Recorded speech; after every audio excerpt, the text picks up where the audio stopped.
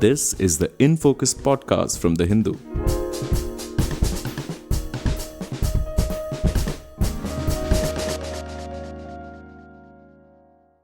Hello and welcome to another edition of the In Focus podcast. I'm your host, G. Sampath. The International Institute for Democracy and Electoral Assistance, International IDA as it's known, is a Stockholm-based intergovernmental organization that advocates for democracy worldwide.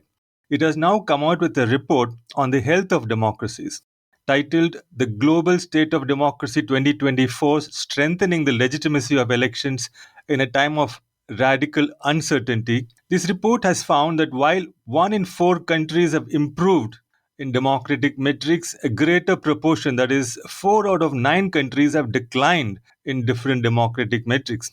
The report also says that electoral participation has declined. 1 in 3 voters around the world live in countries where the quality of elections has declined. And in what is clearly a dangerous trend, between 2020 and 2024, in 1 out of 5 elections, the losing candidate or party rejected the electoral outcome. And interestingly, the report also found that disputes about the credibility of elections centered mostly on voting irregularities and vote counting. Now, coming to the aspect which is of most interest to most people, the country rankings. The report finds that India has declined on all the 4 major categories of evaluation, that is, representation, rights, rule of law, and participation. India is ranked 71 out of 173 countries on representation, which is a year on year decline by 1 position. It is ranked 116th on rights, 80th on rule of law, and 104th in participation. So, what is behind this democratic erosion, not just in India but across the globe? Why is voter turnout falling worldwide? And what can be done to reverse these worrying trends? To tell us more about this report and help us understand what is ailing democracies worldwide, we are joined by Lina Rikkila Tamang, Director for Asia and the Pacific at International IDEA. Lina, welcome to InFocus and thank you so much for your time. Thank you for having me, Sampath. So, Lina, for the benefit of our listeners, I was wondering if you can just give us a quick overview of why this report, a State of Democracy report, organizes its evaluation and data in terms of these 4 categories and allied factors, rather than, say, classifying countries into different regime types that you're familiar with other similar exercises, like partial autocracy or partial democracy and so on. How does this different kind of evaluation help us? Right. That is what we used to do, categorize countries as democracies, hybrid, and authoritarian regimes, much like most of our peer indices do. However, now for the second year, we have chosen not to follow this categorization. And the reason is that we wanted our readers, followers, and media to focus on the quality or lack of thereof of democracy rather than simply stating how many democracies or autocracies exist. Counting democracies is interesting, but the other reports already cover that aspect, and our aim and our hope is to provide a more nuanced picture of the state of democracy worldwide. And I must confess that initially we were concerned that this decision might lead to less media attention. However, this doesn't seem to be the case, and there appears to be a growing interest in discussing democratic trends in more nuanced ways, which is encouraging. Right. I mean, thank you for that sort of clarification and explanation of this shift in approach, Lena. I mean, it does make sense. That, I mean, at least to me, that instead of just putting countries into different boxes, it might be more helpful to understand what is going on inside those back boxes, with boxes such as representation and rights and so on. And looking at those aspects, I mean, I was going through the report and it's pretty clear that democracy worldwide, by and large, not in every case, but by and large, it has continued to decline in 2023, which is the year that this report focuses on.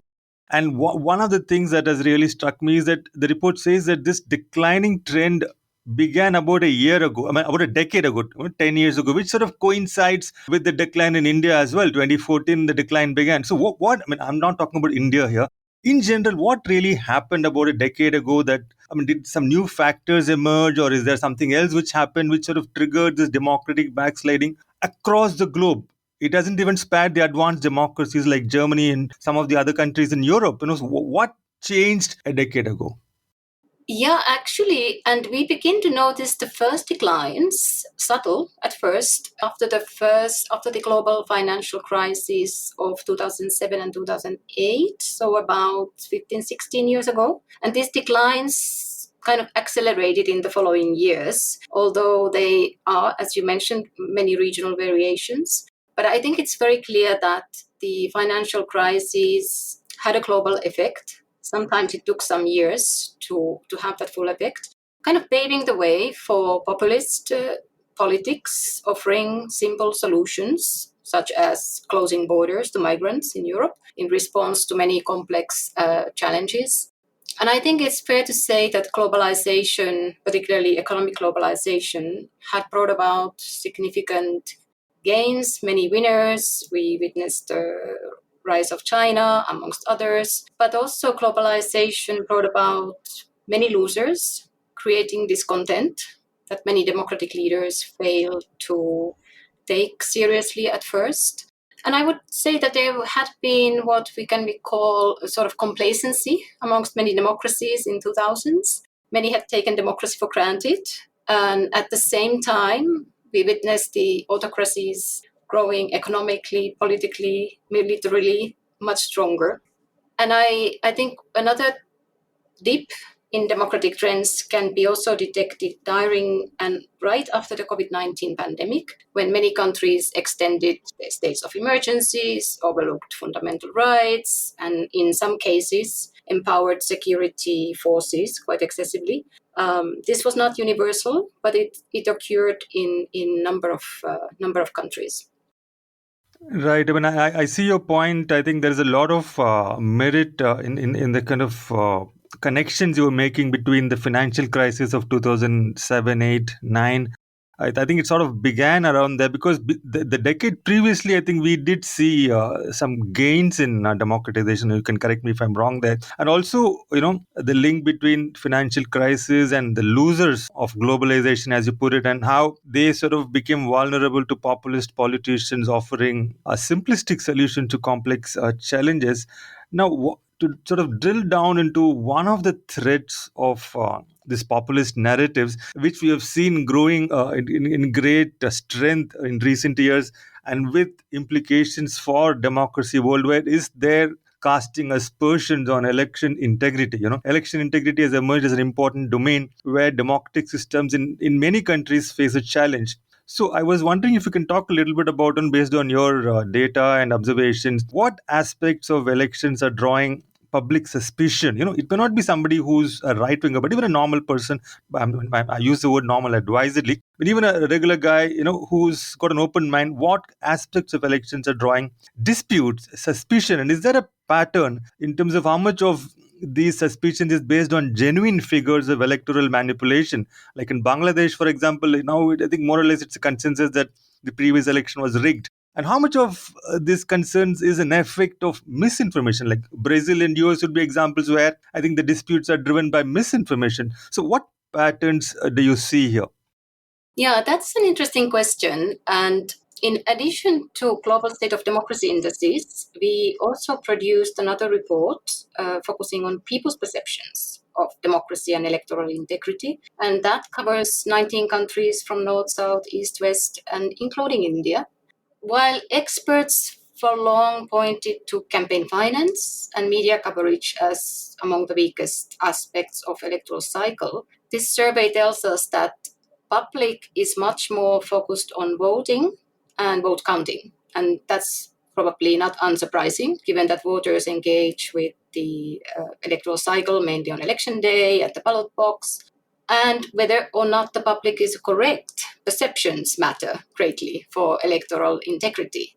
And as you mentioned, a degree of skepticism towards electoral manipulation can be healthy. In those cases, voter turnouts tend to be low as well, like in the Bangladesh elections in January, which you mentioned, which were boycotted by the opposition and boycotted by many citizens alike. But what is challenging and harmful to democracy is when people express mistrust in the voting process despite no evidence of vote manipulation. And this may be due to many factors, leaders' behavior, foreign interference, rumors, disinformation, nowadays also including use of artificial intelligence in campaigns, only adding to the challenges. Well, take the example of Indian electronic voting machines, the EVMs. As I understand, prior to almost every election, some rumors start making rounds about their manipulation, even when Election Commission of India, ECI, has repeatedly demonstrated their reliability, and now even supplemented by the what is this voter verifiable paper audit trails as they are. So this situation, in many ways, it poses really unprecedented challenges for election management bodies. So it's no longer enough that the election commission simply organize good elections. They also must convince the voters, engage with voters, invest in communication, voter awareness, build trust, and be available not only during elections but throughout the electoral cycle. And here I should commend the Indian SWEEP, the voter engagement program, which is one of the good examples globally as well of effective citizen engagement. Right. You mentioned this electronic voting machines, and I was wondering, is there like we see before every elections in India, are there similar concerns expressed about their use in other countries? Have there been instances of questioning of integrity of elections with regard to the use or abuse of electronic voting machines, and the fact that the counting aspect is sort of opaque in a machine, unlike in a paper ballot? Has that been an issue in other countries, other democracies? Yeah, there have been several efforts to introduce electoral voting machines, but they have failed because people haven't been able to, or there haven't been enough trust created to reliability of the EVMs. But then on the other hand, there are several other countries in the world where have now electoral voting machines, like say South Korea, for example. They've been in use for a very long time, and no questions. Citizens are not challenging those machines. But what it just demonstrates how much the election management bodies and the government and all the stakeholders really need to invest in communicating, explaining, being as transparent as possible about the use of them. Right. I mean, I think it's a very, very important point you're making about election management bodies, or in the Indian case, election commission communicating adequately with the various stakeholders. And in this year's elections, for instance, there's a lot of controversy over how the election commission in India was releasing voter turnout data. It was just releasing percentages. I think you might be familiar with it. I think that was not a very optimal way of communicating. Yeah, I have to say I didn't follow in such detail, but as you said, investing in really doing a bit of an audit of the experience of the last elections and reviewing the good practices as well as the challenges, and then hopefully correcting that next time round. Exactly. I mean, that's an excellent idea, an independent audit of the entire electoral process. Anyway, to move on to another aspect flagged in the report, Lena, one is this quote unquote judicialization of elections, where the courts come into some kind of a central role in deciding what happens in terms of outcomes. In India, we have seen a little bit of this, but not so directly with the electoral process, but we have had courts adjudicating on electoral bonds, which had a tremendous impact on elections. We had the courts adjudicating on EVMs as well. So, what is with this judicialization of election? Does it signal a larger issue with the electoral process, with democracy? Can you talk a little bit about why this is happening? Is it a good thing? Because at least the rioters are not rioting. I mean, the people are not rioting; they're just going to the courts. In that sense, maybe it's a good thing. But is it a bad thing over the long term as well? Yeah, thanks indeed. One of the main findings is that between 2020 and 2024, in almost 1 in 5 elections, a losing candidate or party rejected the electoral outcome, and elections are now being decided by court appeals at a similar rate. And you're right, it's of course preferable that the losing parties go to court, rather than go to streets as the first course of action. And in some cases, the results are so close that courts must resolve the disputes, as in the famous Al Gore versus Bush case in US. And there are also instances where issues such as vote buying, campaign finance, or issues, candidate qualifications require judicial intervention. And so, yes, we do advocate for robust electoral dispute mechanisms to resolve such cases, and also for parties and their supporters to then accept the court's verdict. I mean, at their best, such systems can strengthen democracy. But the problem arises when parties or candidates contest the results without good reason or simply to prolong the process or undermine the outcome. And because this behavior can sow the doubt in people's minds and erode public trust in credibility of elections. And of course, we know that courts can be compromised at times as well. But here, I think the leaders' behavior is really critical. When losing candidates refuse to accept legitimate election results, as we saw in 2020 US elections with President Trump's refusal to concede, democracy is in danger. In contrast, take the 2022 South Korean presidential elections, where the losing candidate, despite losing by less than 1% of the vote, immediately conceded defeat. And afterward, then the winner, President Yoon, declared his victory. Although not all Koreans were happy with the result, they accepted it as will of the people. So really, I mean, the democracy really depends on the losing parties accepting the results and, if necessary, then enabling a peaceful transfer of power. Right. I mean, a lot depends on the maturity of the losing party or candidate. But at the same time, in there are many countries where the losing candidate or party does not, simply cannot afford to lose. They have so much at stake, so they dispute the results. And in some cases, the election management body is compromised. It's sort of leaning one way, and then for that reason the matter goes to the court, and again the court is also compromised. So I mean, if you have all round institutional failure, it does become very difficult for any kind of an election to sort of function the way it is supposed to function. Now, one of the other big data points which has come out in the report, Lena, is the steady fall in voter turnout.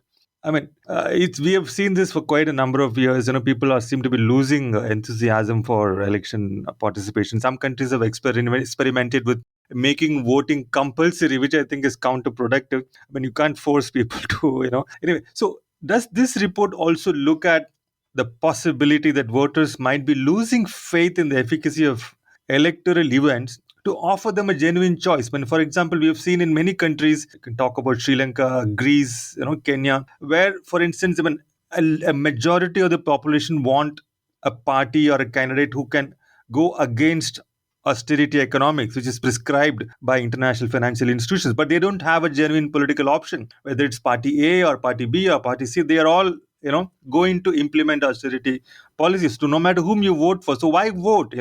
So this kind of a lack of genuine alternatives, do you think that could be a factor behind rising voter apathy? Absolutely. Declining voter turnout is often linked to democratic decline and lack of alternatives, as you said. I think that was clearly the case in the January elections in Bangladesh. However, even there, I don't think it was necessarily due to voter apathy, but rather a conscious act of boycott, which didn't reflect disinterest in politics, but was evidenced then by the protest movement that followed. On the other hand, Sri Lanka voter turnout actually been historically very high, about I think 87 or so in 2019 presidential elections. And it will be interesting to see how many people turn out for the polls this Thursday, 21st September, during the presidential election. Stakes are high, at least, and alternatives seems to be at offer this time round. But it's interesting, like countries like Japan, voter turnout is often discussed in terms of apathy. The ruling party has been in power, for 65 of the past 69 years. Voter turnouts are over around 50%. Yet, Japan performs well in many other aspects of democracy. But I think that what's problematic is when voter registration or the act of voting is made difficult, either by political design or due to lack of resources or accessibility. Since the COVID-19 pandemic, we've seen an increase in what we call special voting arrangements, like postal voting, advance voting, telephone voting, online voting. However, in many countries, the absentee or out-of-country voting is still either impossible or difficult. And that's also disenfranchising millions of voters, especially migrant or seasonal workers. Next year, in 2025, the Philippines will hold midterm elections and is planning to enable online voting for all of its out-of-country voters. So it's going to be a significant number of people, and it will be interesting to see how that is organized. Yes, compulsory voting, you mentioned it is compulsory voting is not applied in many countries.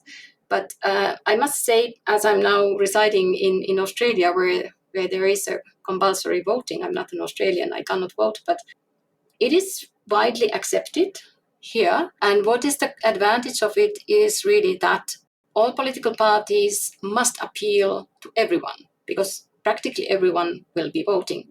So that it's not sort of trying to mobilize only a certain group of people or try to prevent another group of people from voting because everybody will be voting. Right. I mean, I hadn't thought of compulsory voting in that way. I mean, that's quite interesting. But what happens if a voter doesn't vote? I mean, does he go to jail or does he have to pay a fine? There is a fine. It's very small. So if you really are a hardline non-voter, you can afford not to vote. It's the fine is minimal, but I think it's really not. It simply works because it's so widely accepted as a duty of being a citizen of this country. So Australia, by this logic, should have one of the highest voter turnout rates. So, like, what is it, like 95%? Like, what figures are we looking at? Yeah, no, it is around that figure. Yes, 95? yes. Oh, wow. Okay. Okay, that's interesting. Now, you spoke about how post-pandemic a lot of other modalities of voting have sort of mushroomed, and I was wondering, if some of them have been causes for casting aspersions, for these disputes around integrity. In the U.S., for instance, the Democrats and the Republicans have been sort of at war over this entire postal ballot business. Where people change their houses, they move from one place to another. Any thoughts on this aspect? The non-mainstream ways of voting have sort of there is this sense that it leaves open the doors for manipulation. This postal ballot being one example. Yeah, of course, you have to have a sort of robust ways of making sure that all the special or alternative voting mechanisms are reliable and the integrity remains.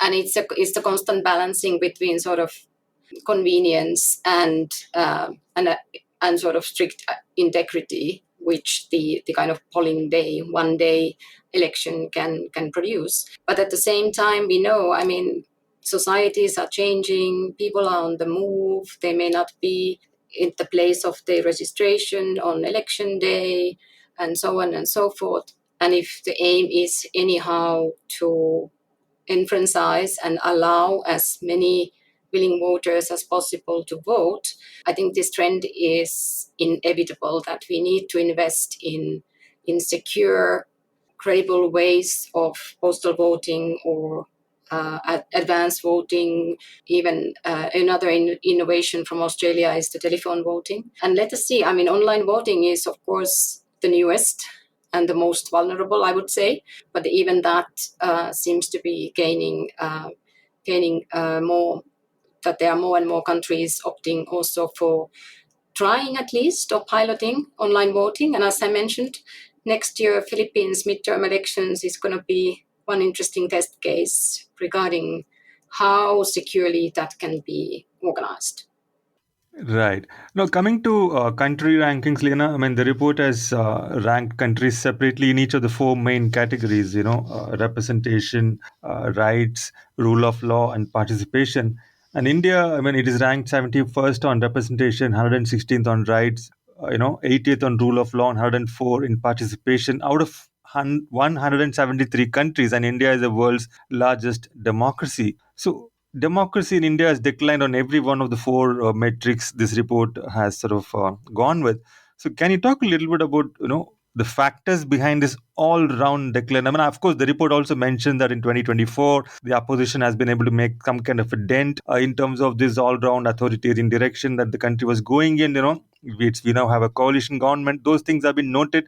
But apart from that, the factors behind this all-round decline, is it part of a broader trend in the Asia Pacific, or is India a outlier? Like, what's going on here? Yeah, indeed. In terms of indices data, India has seen decline, though many of the yearly changes are not statistically significant. I should note also that over the past decade, India has experienced significant improvements in basic welfare, which we also consider part of democracy. Life expectancy, literacy, mortality rates, poverty rates, and so on. But yeah, over the past 5 years, significant declines in three political parties, civic engagements, civil liberties, and six other measures. The year-to-year changes are not so significant.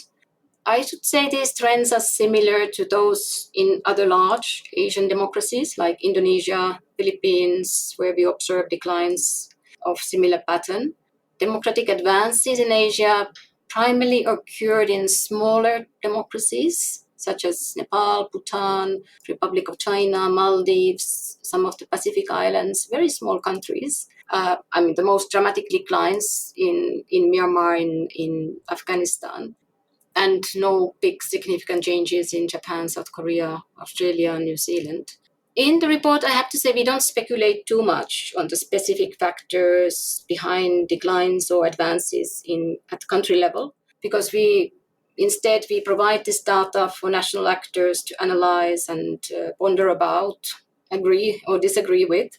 And interestingly, in the People's Perception of Democracy survey, India stood out as one of the two surveyed countries where majority of population actually expressed satisfaction with the national government's performance. But it also indicated a moderate level of skepticism among low-income groups regarding the credibility of elections in India. And as you mentioned, the indices only covered data up to 2023. So meaning that while report discusses India's 2024 elections, the data doesn't yet reflect those results. And yes, indeed, our report notes that those elections were once again demonstrated resilience of Indian democracy, and success is attributed to maturity of Indian voters and also the support of countervailing institutions, as we call them, courts and the electoral management body, which promoted voter participation and maintained competitive. Lena, sorry to interrupt. You had said earlier that these declines in the various matrices for India are not statistically significant, but I see that when it comes to participation, India is down by 13 places. I mean, 13 is not an insignificant number. Like, how do you say that it's not significant?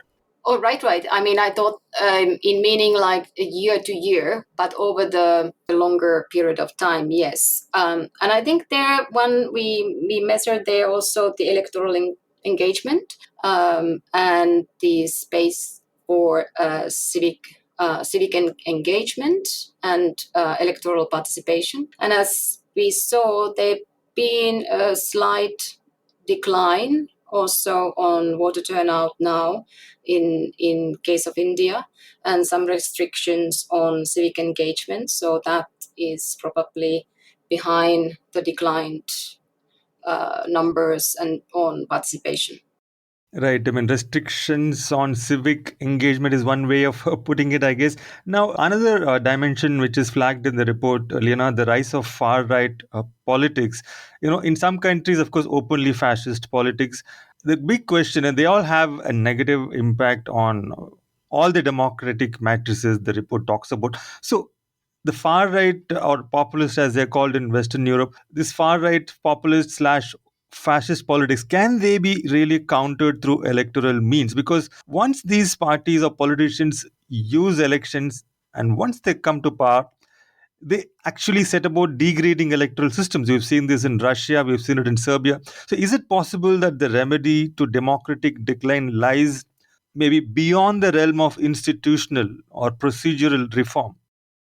Yeah, that's a difficult one. I would say democratization always takes place within specific context, influenced by historical, economic, cultural factors. And we must remember that, globally speaking, I guess the era of democracy as we understand it today is relatively short, roughly about 100 years. And the time since the end of colonization is even shorter. So democracy is something that people need to desire and work towards. But I don't subscribe to theory that certain nations or cultures would not be compatible with democracy. I mean, think of Germany of 1940, Germany of 2024, completely different countries. In Myanmar, we have seen how people who experienced about 10 years of increased freedom, democracy, along with those two election cycles, have been now fighting against a military junta since 2021 coup. And similarly in Ukraine, people are fighting not only for their sovereignty, but also for democracy. Um, as for Russia, for example, I don't believe we've ever seen truly democratic elections there.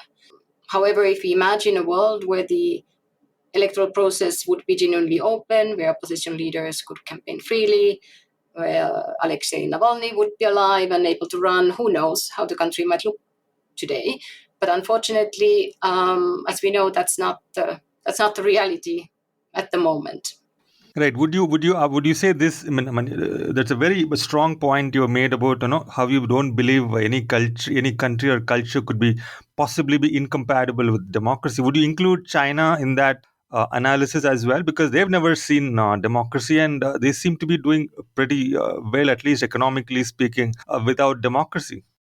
Yeah, it is. It is, of course, hard to say, but we had the Tiananmen Square. We had people who proposed alternatives. We have seen a lot of people leaving China, what can be called democracy activists. How a democracy in People's Republic of China would look like is impossible for me to predict. But as the Chinese themselves say, it's what is 100 years in world's and country's history. Who knows how the world will look like in 100 years time. I cannot see any immediate changes in China, but you never say never. Right, and I completely agree that 100 years is a very short time, and we've had democracies for 100 years, and 100 years in a country's history is actually nothing. We're running out of time, Leona. One last question before I let you go. The report has a section on policy recommendations and strategic recommendations for reversing or at least arresting this decline of democracy worldwide. So very quickly, like if you were to talk about five key action points or mechanisms to sort of in terms of recommendations that countries should take up and implement, to protect, preserve, and advance democratic kind of systems, what would they be? Yeah, thanks. Well, first of all, we think that elections still offer the best opportunity to reverse democratic erosion and turn the tide in democracy's favor. As our Secretary General said in the launch of this report, success of democracy depends on many things, but it becomes utterly impossible if elections fail. And this report is a sort of call for action to protect democratic elections. So that's number one. And to do that, election management bodies need to really incorporate people's perceptions into their planning, engage in continuous communication with voters, as we discussed. Second, all political actors need to really respond to any unfounded accusations that seek to harm people's perceptions about the elections. Applies to media, citizens, political parties, leaders, and for invest in robust electoral justice systems, and also increasingly invest in sort of AI literacy of voters. And maybe lastly, yeah, we recommend sort of future proofing our democratic institutions, and that's very much about going back to basics, ensuring checks and balances, independence of judiciary, basic freedoms. Ensure these in constitutions, in legal frameworks, so that at least there's an opportunity to buy time in case of appearance of democratically elected leaders who wish to do away some of the fundamental pillars of democracy. Right. I mean, thank you so much for those very strong points, Elena. I think the two really important ones from this, which I would pick, are of course election management bodies taking into account people's perceptions in their planning and how they work. I mean, in India particularly, this stands out, loud and clear. When the whole debate about EVMs, the election commissions could have done better to sort of dispel whatever suspicions and doubts people had. And secondly, of course, future proofing democratically key institutions. You spoke about the independence of judiciary. That's an absolute key as well. And I think one of the quotes in the report which stood out for me personally was, I think, I don't remember exactly the source of the quote, but I think it says elections are where political parties lose. Right. Yeah. So I mean, political parties should be able to lose. If you have a system where a political party will never lose, I think there is a serious problem with that election and with that democracy. Thank you so much, Alina, for joining us. It was an absolute pleasure having this conversation with you. I took a lot of your time. Thank you so much once again. Thank you for having me. In Focus will be back soon with analysis of the biggest news issues. In the meantime, you can find our podcast on Spotify, Apple Podcasts, Stitcher, and other platforms. Just search for In Focus by The Hindu. We'll see you soon.